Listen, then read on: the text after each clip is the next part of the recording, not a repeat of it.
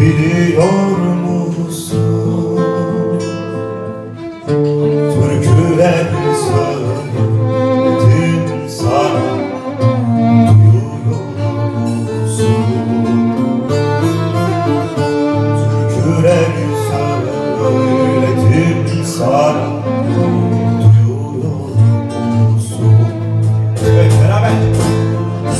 Yıllar oldu oralardan çıkamıyorsun.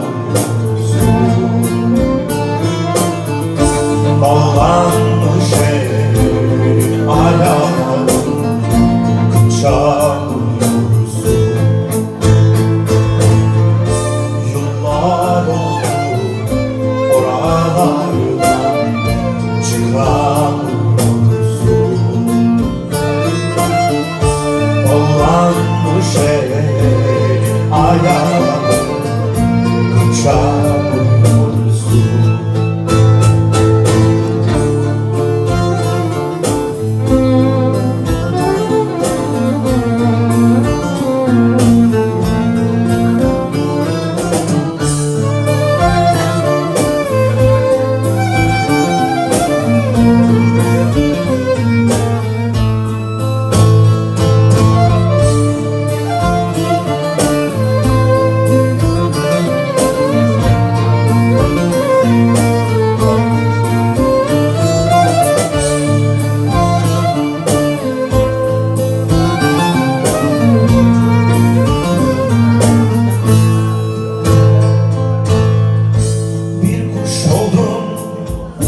Gökyüzünde uçamadın sen.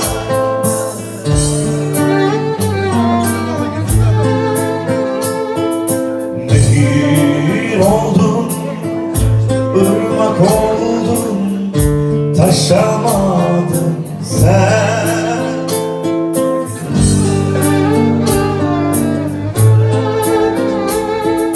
Çocuk sokaklarda oynamadın sen. Doğduğunda büyüdün ama yaşamadın sen. Doğduğunda büyüdün ama yaşamadın sen. Yıllar oldu oralardan çıkamıyorsun. Bağlanmış ellerin ayağın, kaçamıyorsun. Evet, beraber yapıyoruz. Yıllar oldu oralardan çıkamıyorsun. Bağlanmış ellerin ayağın, kaçamıyorsun. Son kez beraber yapıyoruz onlar. Yıllar oldu oralardan çıkamıyorsun. Bağlanmış